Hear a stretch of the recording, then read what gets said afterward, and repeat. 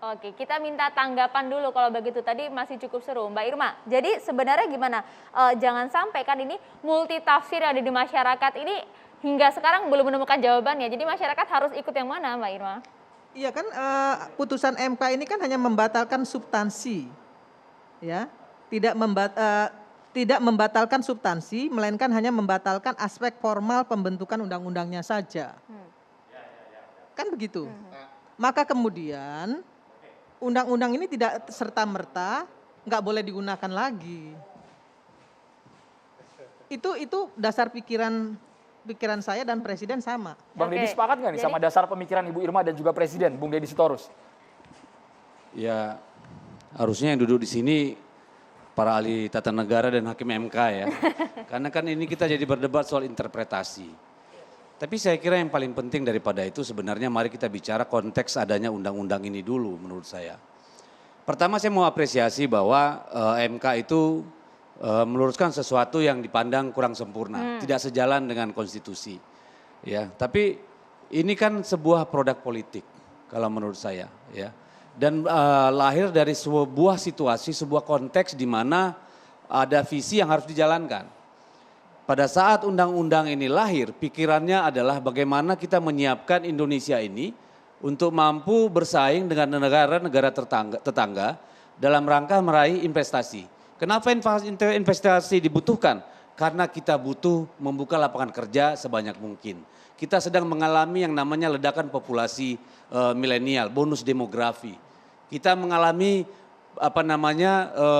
kesulitan dalam menarik investasi karena kemudahan berusaha di sini dipandang jelek. Kita semakin kalah dengan Kamboja, dengan Vietnam dan seterusnya. Belum lagi bahwa kemudian pemerintah sudah mendedikasikan 5 tahun untuk memacu infrastruktur. Jadi ini soal opportunity yang harus dilakukan untuk melindungi masa depan. Ya, jadi persoalannya di situ. Tetapi memang dari putusan MK ini kita belajar bahwa ada hal-hal yang harus diperbaiki. Makanya dikatakan inkonstitusional bersyarat. Nah, soal apakah ini kemudian ini artinya tidak boleh dipakai, ini itu saya serahkanlah pada pakar-pakarnya nanti. Jangan jadi debat kusir di sini. Namanya debat interpretasi kan tidak mungkin selesai. Orang harus bersepakat untuk tidak sepakat. Tetapi yang saya mau sampaikan adalah bahwa undang-undang ini adalah pengalaman baru di negara ini. Bahkan tidak banyak negara yang mengikutinya. Kalau kita mau lihat bagaimana rumitnya undang-undang ini menyatukan 1.203 pasal dari 79 undang-undang dengan 7.197 daftar isian masalah. Kompleksitas masalah. Kalau soal melanggar tidak sejalan dengan konstitusi, banyak sekali undang-undang kita yang tidak sejalan dengan konstitusi. Sebentar dulu Bang, dari tadi kan udah debat nih, saya nonton aja dari tadi nih. Banyak sekali. Semua persoalan yang disebutkan orang, apakah itu soal buruh, soal lingkungan, sumber daya alam, hak masyarakat, itu sudah ada di undang-undang yang sebelumnya. Yang ini? Ada itu. Ya. Tetapi polemik ini menjadi lebih keras karena apa? Soal yang menyangkut tenaga kerja. Makanya tadi sebenarnya PD Perjuangan di awal, sejak awal mengatakan harusnya klaster itu sudah masuk di sini. Ini kan seperti gas dengan rem disatuin. Gimana lu mau jalan gitu ya. Nah, tetapi jalan keluarnya bagaimana? Apakah kemudian perbaikannya adalah mengeluarkan isu tenaga kerja dari undang-undang ini? Saya belum tahu. Karena belum kita diskusikan. Ya. Tetapi di luar daripada itu memang undang-undang ini harus menyeimbangkan. Keinginan kita untuk menarik sebanyak mungkin investasi dalam rangka menjamin masa depan yang lebih baik bagi anak bangsa kita juga harus disertai dengan menjawab kebutuhan-kebutuhan perlindungan rakyat. Perlindungan konsumen, perlindungan lingkungan, perlindungan buruh. Itu kan konteks dari undang-undang ini. Harusnya dari sana kita bicara.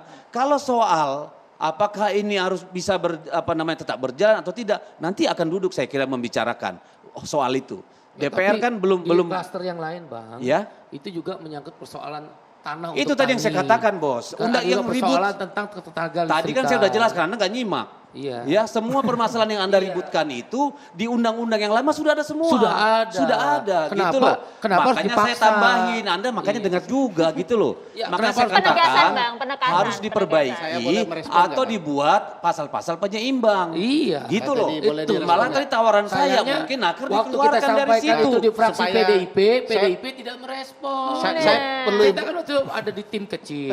PDIP itu ada Nah, Pak siapa? lalu yang diributkan itu misalnya cacat formil misalnya Iya. soal katakan bahwa undang-undang ini tidak partisipatif, tidak terbuka pada publik. Saya mau katakan bahwa proses penjaringan aspirasi masyarakat sudah dilakukan. Ya, makanya lahir yang namanya 7.197 DIM. Tetapi memang harus kita akui, Enggak, Bang. Ini kan Mas Adi juga pakar, kemarin, Bang. organisasi Di MK semua. menyatakan bahwa tidak ada partisipasi publik. Loh. Baca pertimbangan Ya. hukum MK. Lah, saya kan Dan saya menyatakan- menjadi saksi fakta.